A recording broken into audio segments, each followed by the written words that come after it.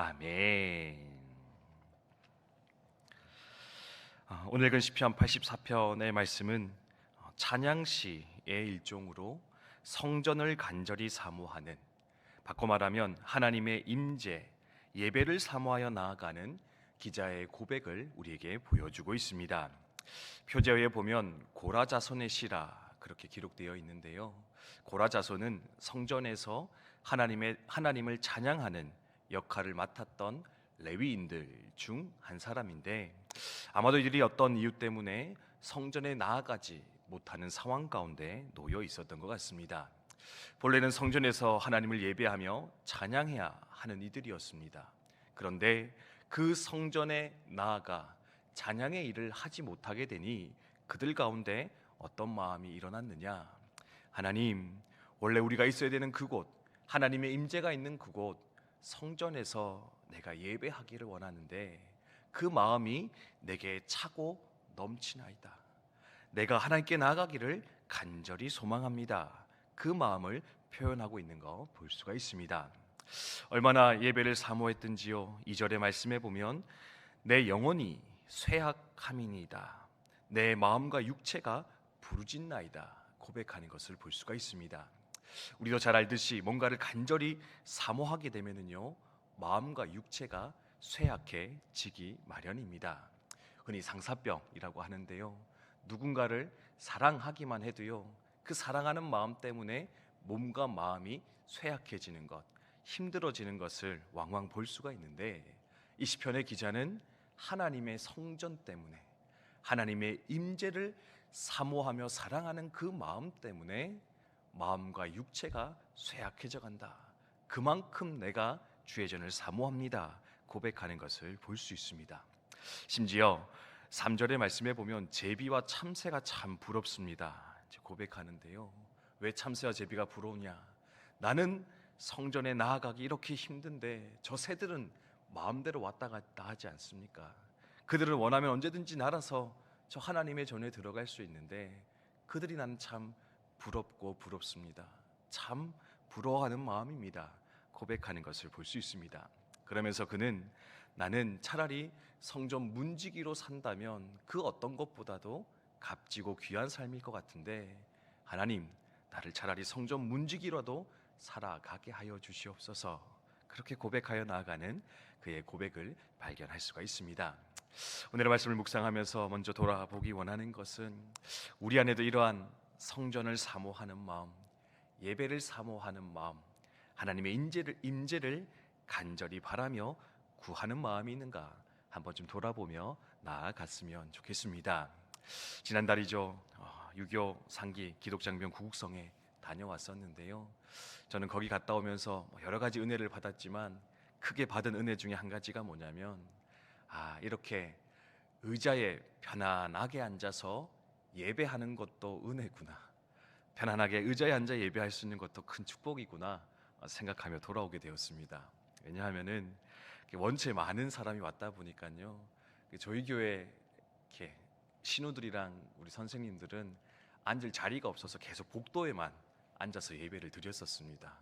근데 둘째 날 저녁에는 이제 메인 집회 때는 심지어 저는 그 자리도 없어가지고 결국 제일 뒤쪽에 그냥 서서 화면을 보면서 이제 예배를 드렸었는데, 이제 그렇게 예배하면서 내가 지금 뭐 하고 있는 건가? 내가 이렇게까지 예배해야 되나?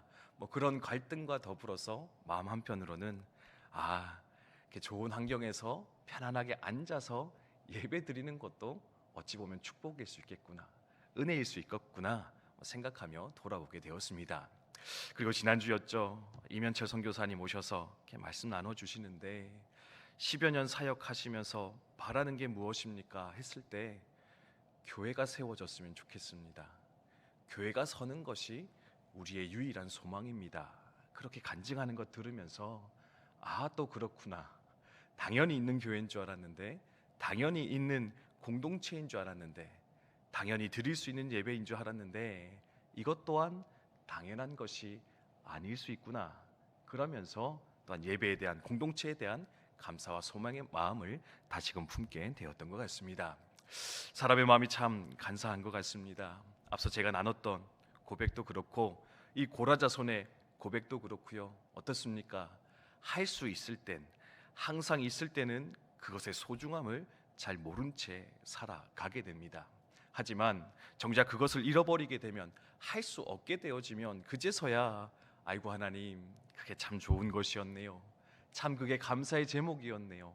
하나님, 그것이 우리가 사모할 만한 것이었네요.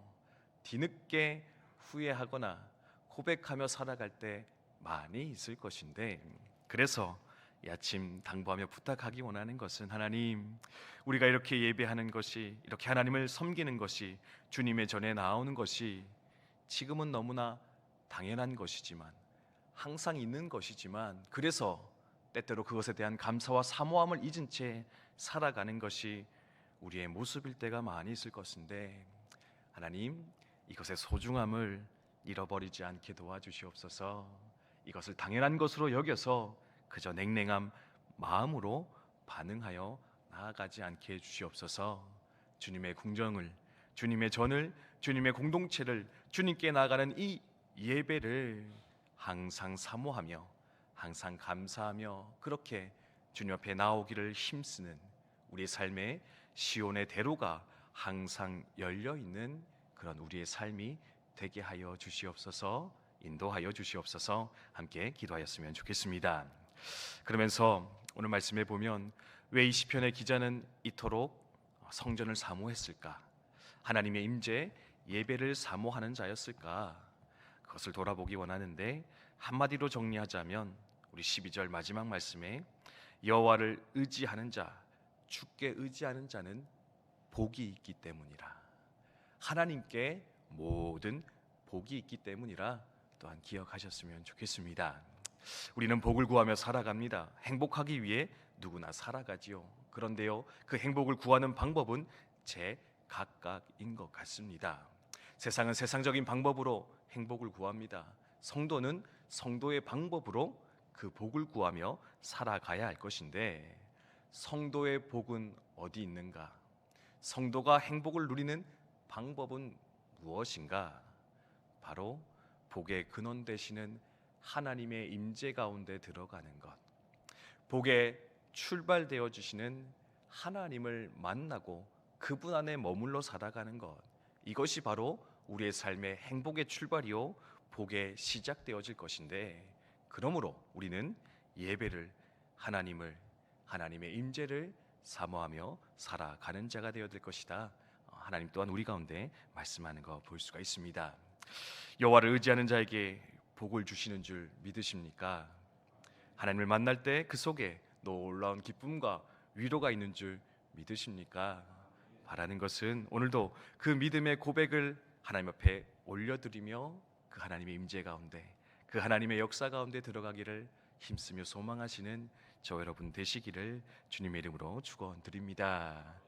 계속해서 신방하고 있습니다.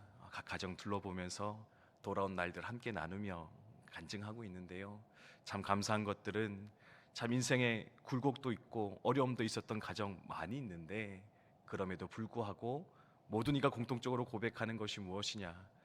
힘들고 어려운 줄 알았는데, 실패하는 줄 알았는데, 그 속에 하나님의 또 다른 섭리가 있었습니다. 하나님의 놀라운 계획이 있었습니다. 그래서 내가 계획한 대로 살아온 것이 아니라 하나님이 계획한 대로 지금 이렇게 내가 살아가는 것 같습니다. 참 감사합니다. 고백하는 성도님들 많이 만나며 교제하고 있는데, 복의 근원 되신 하나님 믿고 의지할 때 우리의 삶은 결코 실패할 수 없을 것이요, 넘어지지 않을 것이요, 흔들리지 않을 것인데, 오늘도 주께 나아가 힘을 얻고, 주께 나아가 삶의 위로 얻고, 주님께 나아가 그 모든 은혜와 영광을 누리며 살아가는 저 여러분 우리 모두 되시기를 주님의 이름으로 축복드립니다. 주신 말씀 기억하며 함께 기도하도록 하겠습니다.